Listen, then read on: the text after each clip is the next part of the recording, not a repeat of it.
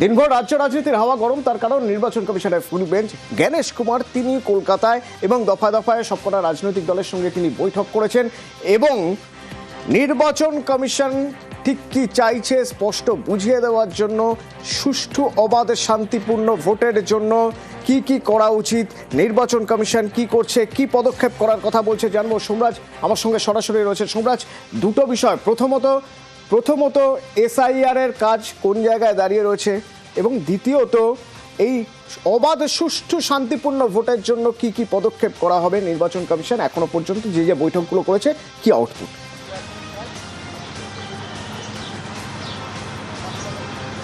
দেখো, প্রথমত তোমাকে জানিয়ে রাখি, দেশের মুখ্য নির্বাচন কমিশনার জ্ঞানেশ কুমার আজকে জেলা শাসক, পুলিশ সুপার, পুলিশ কমিশনার এবং বিভিন্ন এজেন্সিগুলিকে নিয়ে যে বৈঠক করেন প্রথম পর্যায়ে, সেই বৈঠকে গুরুত্বপূর্ণ কয়েক দফা নির্দেশ দেন, যেখানে তিনি স্পষ্টতই বলছেন যে বিভিন্ন রাজনৈতিক দলের তরফে অভিযোগ করা হচ্ছে যে এ রাজ্যে নির্বাচনের সময় অশান্তি হয়।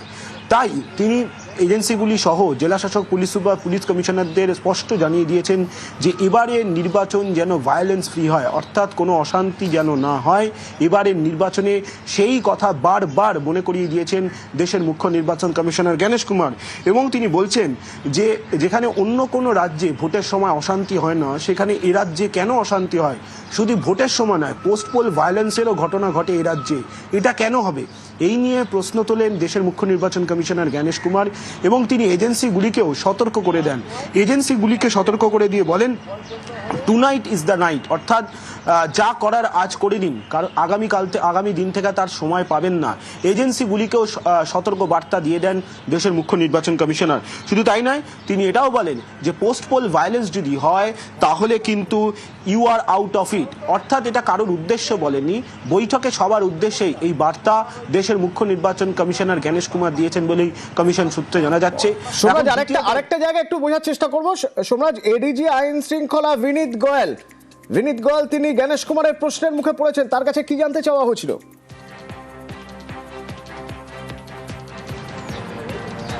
দেখো, আজ যখন বৈঠকটি চলে সেই সময় রাজ্য পুলিশের এডিজি আইন শৃঙ্খলা বিনীত গোয়েল জাতীয় নির্বাচন কমিশনারের প্রশ্নের মুখে পড়েন এবং কমিশন সূত্রে যেটা জানা যাচ্ছে, যখন বিভিন্ন এজেন্সিগুলিকে নিয়ে ইল্লিগাল আর্মস থেকে শুরু করে বেআইনি মদ অভিযানে তৎপরতা হওয়ার কথা বলেন, সেই সময় একটি এজেন্সির তরফে রাজ্য পুলিশের নার্কোটিক অ্যাডভাইজারি বোর্ড নিয়ে প্রশ্ন তোলা হয় এবং সেই সময় দেশের মুখ্য নির্বাচন কমিশনার এডিজি আইন শৃঙ্খলাকে উদ্দেশ্য করে বলেন যে অন্য রাজ্যের মতো এ রাজ্যে কেন নার্কোটিক অ্যাডভাইজারি বোর্ড নেই।